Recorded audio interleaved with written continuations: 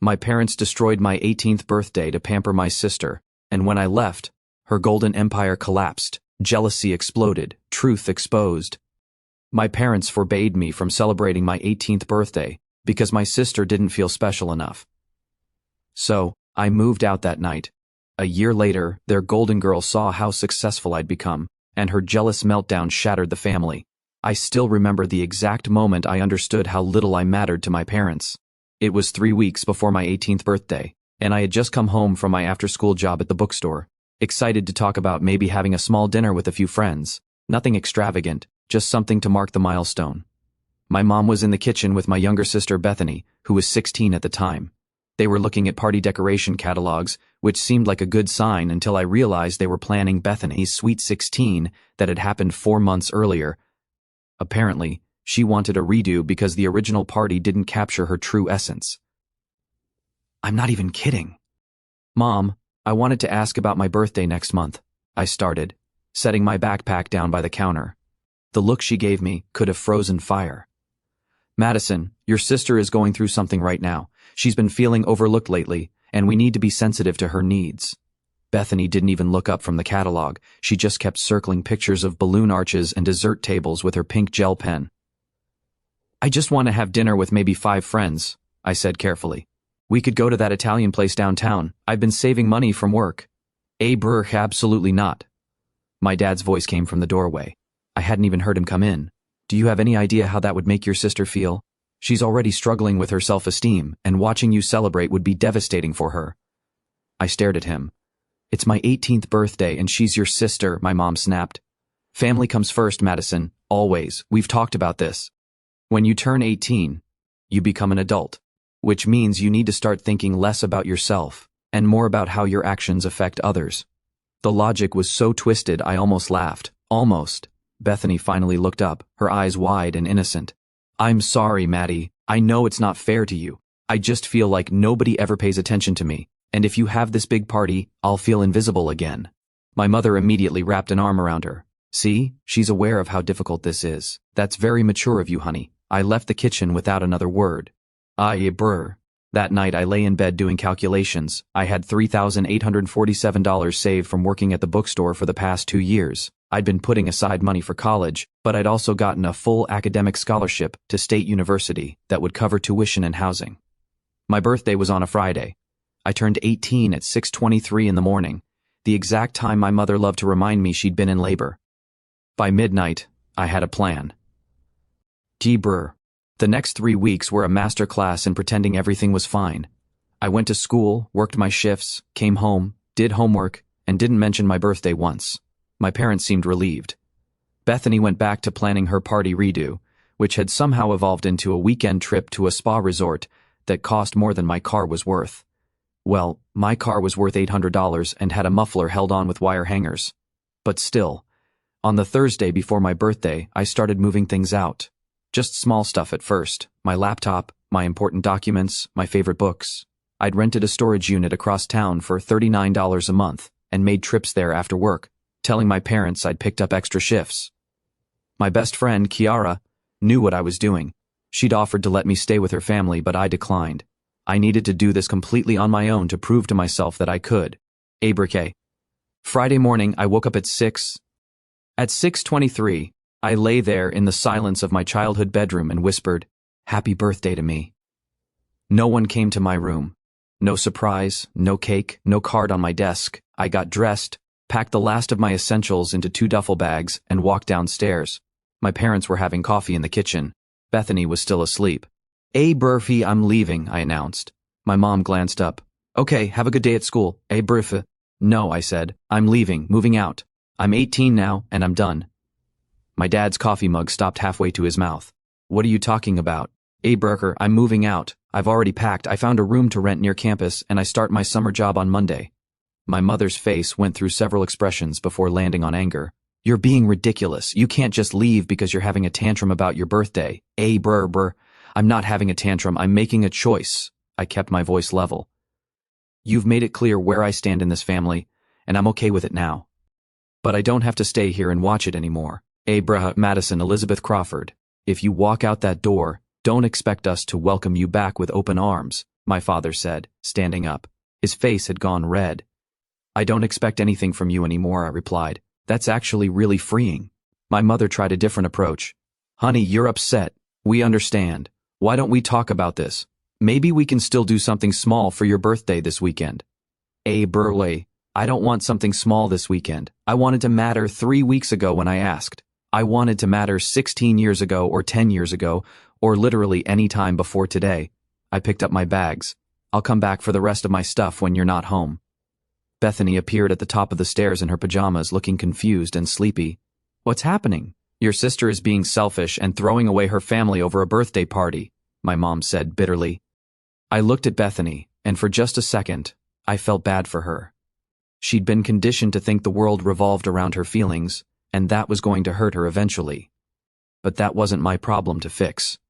Bye, Beth, I said. Then I walked out. The room I'd rented was in a house owned by an older woman named Mrs. Chen, who rented to college students.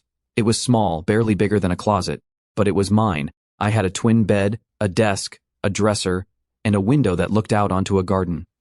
The rent was $425 a month, utilities included. That first night, I sat on my bed and ate Chinese takeout alone. Mrs. Chen knocked around 8 and handed me a cupcake with a single candle. Your landlord application said your birthday was today, she said with a kind smile. Everyone deserves cake on their birthday. I cried for the first time since leaving. Brewer, the next few months were hard in ways I hadn't anticipated. Working 30 hours a week while taking summer classes was exhausting. I lived on ramen, peanut butter sandwiches, and the occasional free food from campus events.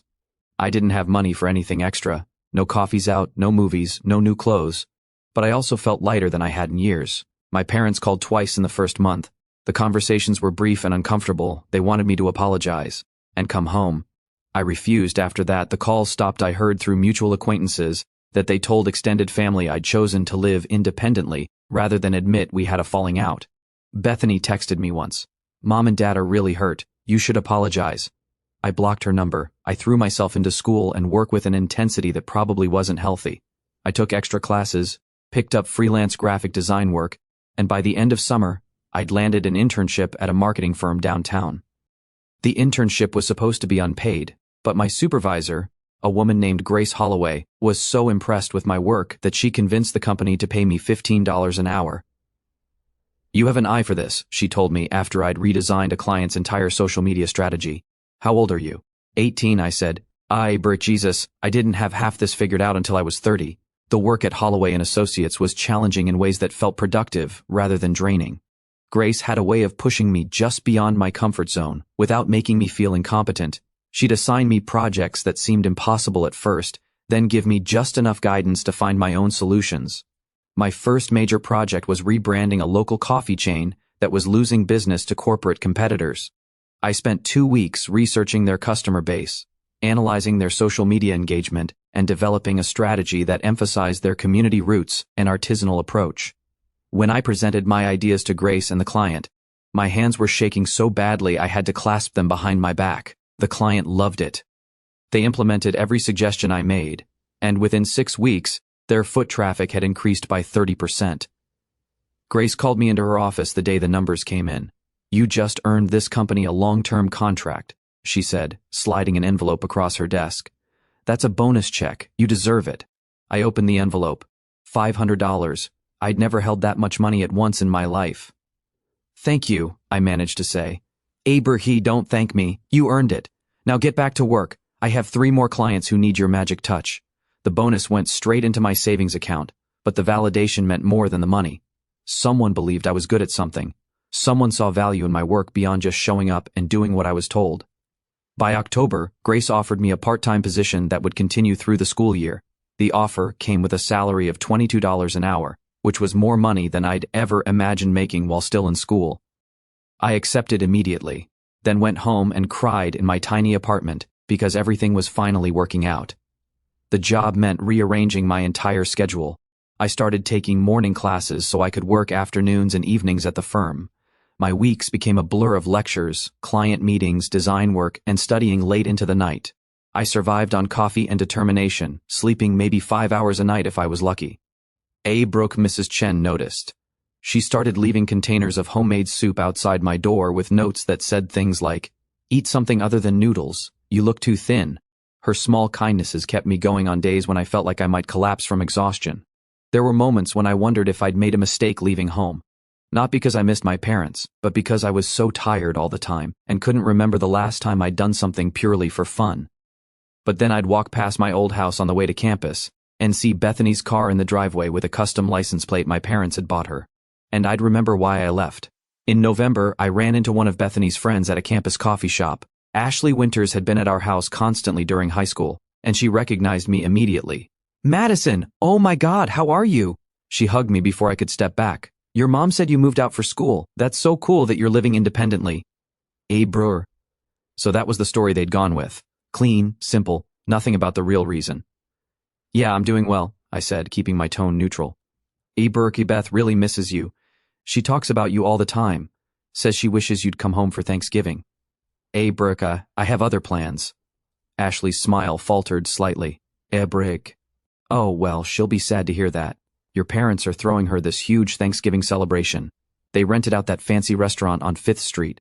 The whole family is coming." Brr, of course they were. Another party for Bethany. Another opportunity to shower her with attention and gifts while pretending I didn't exist. "Sounds nice," I said flatly. "You should come. I'm sure they'd love to see you." "Burka, I doubt that. I need to go, Ashley. Good seeing you." I left before she could say anything else, my chest tight with old anger I thought I'd moved past. The encounter stayed with me for days. I kept imagining my family gathered around some elaborate Thanksgiving spread, everyone laughing and happy, not a single person wondering where I was or if I was okay. Marcus noticed my mood shift. We'd been dating for about a month by then, and I'd been careful not to dump all my family drama on him too soon. But one night after we'd studied together at the library, he asked me directly, "What's going on with you? You've been somewhere else all week." I told him everything, about my parents, about Bethany, about the birthday that broke everything. He listened without interrupting, his expression growing darker as the story unfolded. "That's messed up," he said when I finished. Like, seriously messed up. Bricka, it is what it is. If. No, Madison, it's not normal. You know that, right? Pick favorites like that. I know. Do you know? Because you're talking about, it's just some quirk of your family dynamic, but it's actual emotional neglect. Hearing him name it so directly made something crack open inside me. I guess I never thought about it that way. I just thought maybe I wasn't trying hard enough to be what they wanted. That's exactly what victims of neglect think. It's not your fault. None of it was ever your fault. We sat in his car in the library parking lot while I cried harder than I had in months. He held my hand and didn't try to fix anything. Just let me feel what I needed to feel. "You're coming to Ohio with me for Thanksgiving," he said after I'd calmed down. "My mom will feed you until you can't move, and my dad will bore you with stories about his model train collection.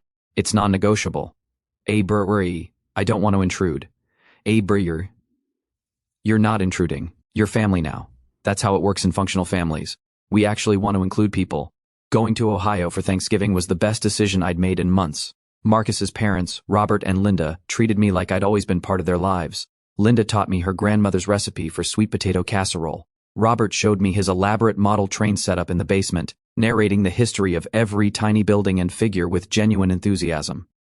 "Our son really likes you," Linda told me while we were doing dishes after dinner. "He talks about you constantly, your work ethic, your kindness, your strength."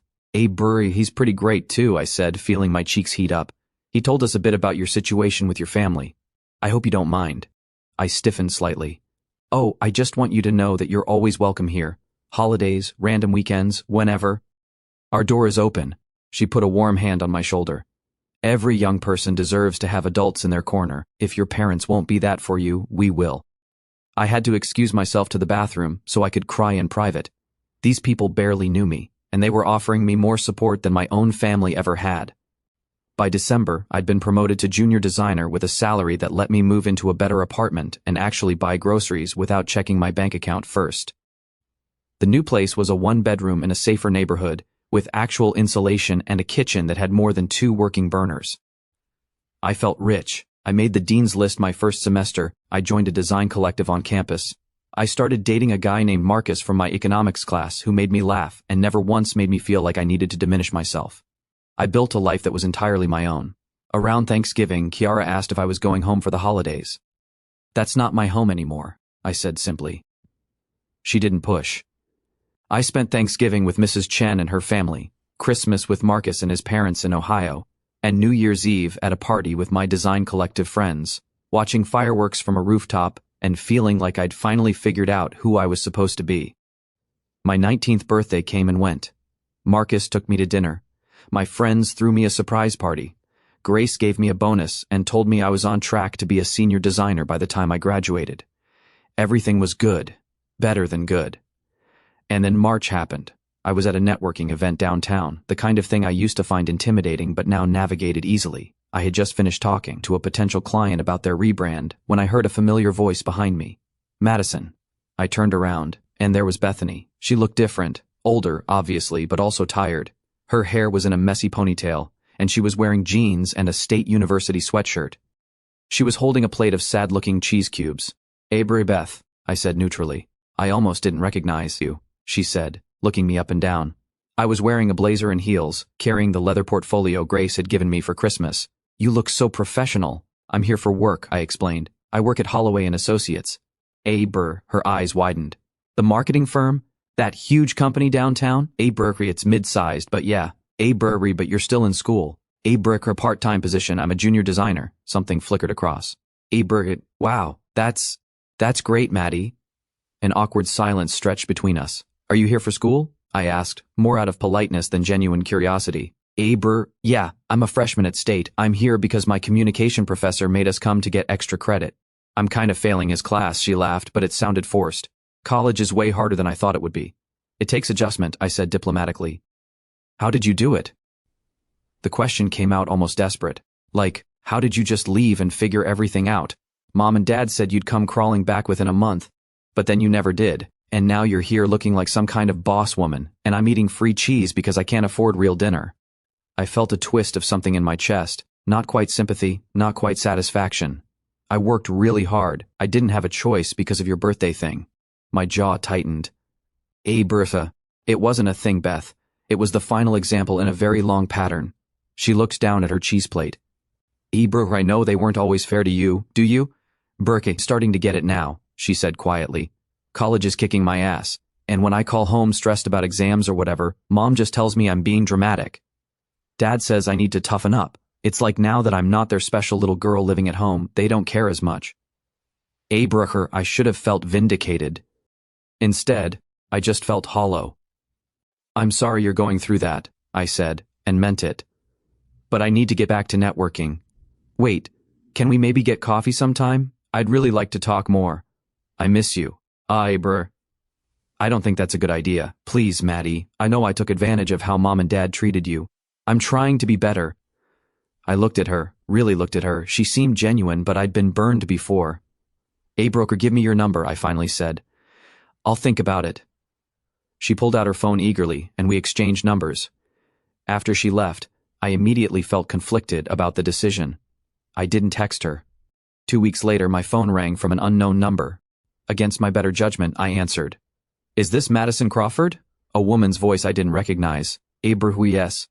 This is Patricia Winters. I'm your sister Bethany's advisor at State University. She listed you as an emergency contact. My stomach dropped. Is she okay? She's fine physically, but she's in some academic trouble, and I'm calling because she specifically asked me to reach out to you. She's at risk of failing 3 of her 5 classes this semester, and she's missed multiple advising appointments. When I finally got her to come in today, she broke down crying and said the only person who might understand is her sister. I closed my eyes. I don't know how I can help. She seems to think you could talk to her parents on her behalf.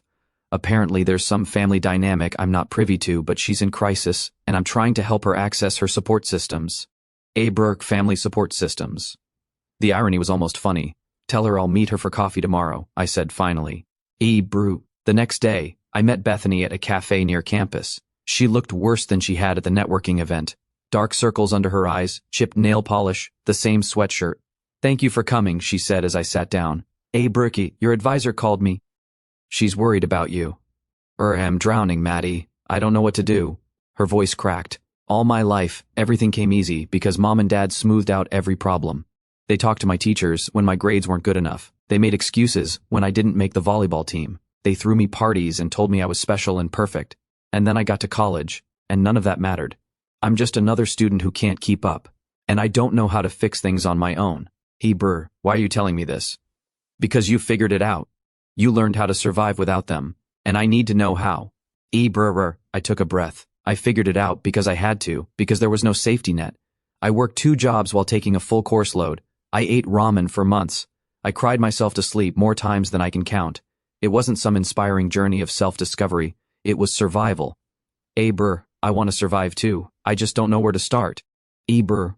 We talked for 2 hours. I helped her map out a plan. Tutoring sessions, office hours with professors, a revised study schedule, dropping 1 class to lighten her load. I gave her the number of my academic advisor from freshman year who'd helped me navigate the system. Brr, what about mom and dad? She asked as we were leaving. Should I tell them how bad things are? Brr, do you think they'd help? She considered this. Probably not. Probably just say I'm being too sensitive or not trying hard enough. Brr, then you have your answer. Something changed between us after that. We started meeting for coffee weekly. I helped her with time management and studying strategies. She slowly pulled her grades up. We didn't talk much about our parents or the past, which suited me fine. Brr. The spring semester brought new challenges and opportunities. I'd been taking on increasingly complex projects at work, and Grace started bringing me into client meetings as a full participant, rather than just an observer. I learned how to read a room, how to pitch ideas confidently, how to handle criticism without taking it personally. One particularly difficult client, a real estate developer named Richard Bronson, hated every concept I presented for 3 straight weeks. Grace watched me struggle with maintaining professionalism while he dismissed my work with barely concealed contempt. Why does he hate everything? I asked her after another brutal meeting. Brr, he doesn't hate your work. He hates that you're young and talented, and he's intimidated by that. Keep pushing. Make him see what I see. The next week I came prepared with a presentation that anticipated every objection he'd raised and addressed them preemptively. I walked him through market, research, competitor analysis, and projected ROI with such thorough detail that he couldn't find anything to criticize.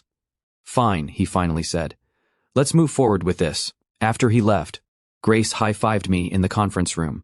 That's how you handle difficult clients. You just outworked his bad attitude. The victory felt incredible, but it also made me realize how much I'd changed in less than a year. The girl who'd left home barely able to advocate for herself had become someone who could hold her ground in professional settings against men twice her age. Around April, my scholarship advisor called me in for a meeting. I assumed it was a routine check-in until I sat down and saw the expression on her face. Madison, I wanted to let you know that you've been selected for the presidential scholarship for next year.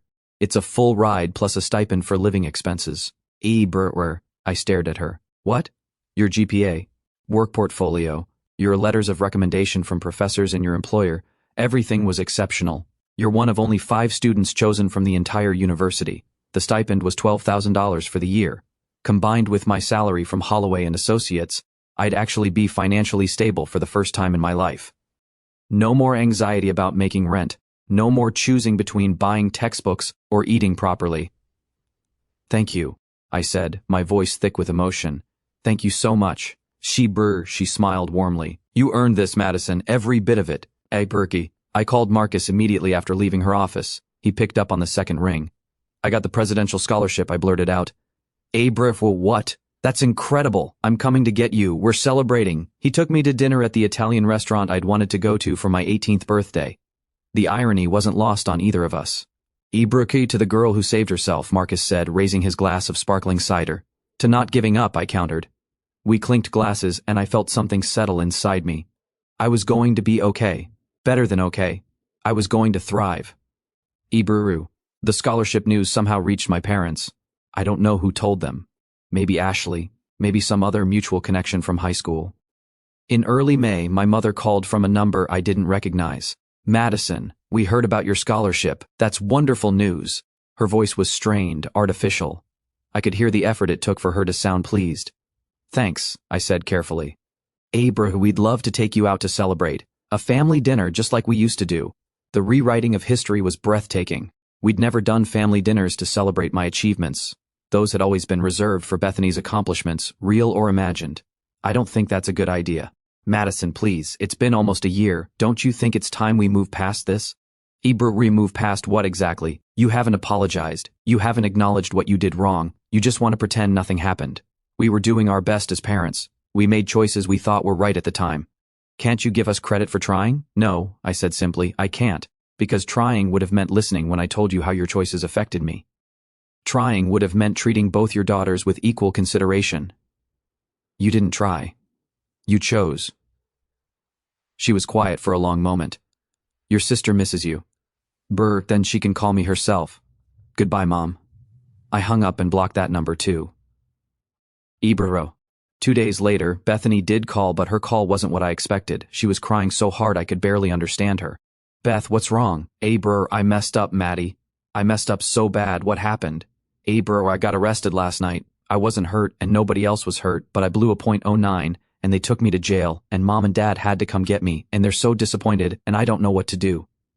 My stomach dropped. Are you okay? I'm fine, scared but fine. The court date is in 3 weeks. Mom and Dad are saying this is all because I've been under too much stress from school. Like, it's not my fault. But Maddie, it is my fault. I chose to drink. I chose to drive. I could have killed someone. This was different. This wasn't her making excuses or deflecting blame. This was actual accountability. What do you need from me? I asked. I don't know. I just needed to hear your voice. Mom and Dad are trying to hire some expensive lawyer to make this go away. And I keep thinking about how you had to figure everything out on your own with no help. And here I am, still letting them fix my problems. Beth, you should have a lawyer. This is serious. I know, but I don't want them to make it disappear. I want to face the consequences. I want to actually learn from this instead of having it swept under the rug like everything else. We talked for over an hour. I helped her think through what taking responsibility actually meant, how to approach the situation with maturity. By the end of the call, she sounded more stable. Can I see you soon? She asked. Like, in person? Yeah. Coffee this weekend? Please. When we met that Saturday, Bethany looked different, more serious, more grounded. She told me she'd insisted on taking a plea deal despite her parents' objections, accepting community service and mandatory alcohol education classes. Mom and Dad are furious with me, she said. They think I'm ruining my future by not fighting the charges. But you know what? I'd be ruining my future by not learning from this. I'm proud of you, I said and meant it. Really? Yeah. What you're doing, courage. It's easier to let someone else fix your problems. I'm starting to understand why you left. Not completely, but more than I did before. I'm starting to see how they made me weak by never letting me struggle. We talked about her classes, about the volunteer work she'd started at a crisis center, about how she was trying to rebuild her life on her own terms. She was genuinely changing, and watching it happen felt like watching someone wake up from a long sleep. Then June rolled around, and everything exploded. I was at my apartment when my phone rang. My mother. I almost didn't answer, but curiosity won out. Madison, we need to talk about your sister. Hello to you too, Mom. She ignored that. Bethany told us she's been meeting with you regularly. She said you've been helping her with school. She asked for help. I provided it. Well, she's been saying some very concerning things lately. She told your father and me that she feels like we coddled her and that she wishes she'd been raised more like you were. I almost laughed. And that's concerning to you because you're putting ideas in her head, Madison. You're making her think that the way we parented was somehow wrong, and that's completely inappropriate. I haven't made her think anything. She came to her own conclusions based on her experiences. She was fine until she started spending time with you again. You're poisoning her against us because you're still bitter about your birthday situation. A laugh finally escaped. My birthday situation? Is that what we're calling it? You're twisting things. We were trying to be fair to both of our daughters. No, you were catering to one daughter at the expense of the other. There's a difference. How dare you? I'm going to stop you right there, I interrupted. I helped Beth because she asked for help, not because I have some vendetta against you. If she's questioning your parenting, maybe that's something you should examine instead of blaming me. You've always been ungrateful, and you've always been blind to your own favoritism. I hung up. An hour later, Bethany called. Mom and Dad are freaking out, she said. They're saying you're trying to turn me against them. Are they wrong? I don't know anymore. She sounded exhausted. They want to have a family dinner, all of us. They want to clear the air and move forward. Every instinct I had screamed no. I'm not interested. Please, Maddie, I need you there. I don't think I can face them alone and I have things I need to say. Beth, I don't think this is a good idea. I'm going to tell them how I feel either way, but it would be easier with you there. Please. Against my better judgment, I agreed. The dinner was at an upscale restaurant downtown. I arrived 15 minutes late deliberately, and they were already seated. My parents looked older than I remembered. My father's hair had gone grayer. My mother had new lines around her mouth. Bethany looked terrified. Madison, thank you for coming, my father said stiffly as I sat down. Berkey, let's just get to it, I replied. What is this about? My mother folded her hands on the table. We're here because our family has been fractured for over a year now, and it's time to heal. We're willing to move past your birthday tantrum if you're willing to apologize and acknowledge your part in this rift. I stared at her. My part. You left without giving us a chance to explain our position. You cut off contact. You refused to come home for holidays. Those were choices you made. After you chose to prioritize Beth's feelings over my entire existence by forbidding me from celebrating becoming an adult. Bethany spoke up, her voice shaking. Stop talking about me like I'm not here. Everyone turned to look at her. I'm the reason this dinner is happening, she continued. Because I have things I need to say to all of you. My mother reached over to pat her hand. Honey, you don't need to. Yes, I do. Bethany pulled her hand back. I need to say that Maddie was right about everything. You did favor me. You did coddle me. You made her feel invisible so I could feel special. And that was wrong. Father's face darkened. Bethany, your sister is twisting. Alright, no, she's not. I'm 18 now, almost 19. I'm old enough to see what happened. Every time Maddie accomplished something, you downplayed it. Every time I failed at something, you made excuses. You threw me a second Sweet 16 party because I was feeling insecure. But you wouldn't let Maddie have a simple dinner for her 18th birthday. How is that fair? You were going through a difficult time, my mother said defensively. I was being a brat, Bethany's voice rose. And you enabled it instead of parenting me. Do you know how unprepared I was for college? For real life? I almost failed out my first year because I had no idea how to function without you solving all my problems. We were protecting you, my father insisted. From what? Reality? Growing up? Meanwhile, Maddie learned how to actually survive because you gave her no choice. Bethany turned to me, tears in her eyes. I'm sorry. I'm so sorry for being part of why you had to leave, for being spoiled and self-centered and not standing up for you when I should have. I felt my own throat tighten. Thank you. My mother looked between us, her expression morphing into something ugly. I cannot believe I'm hearing this. After everything we've done for you, Bethany, the opportunities we've given you, the sacrifices we've made.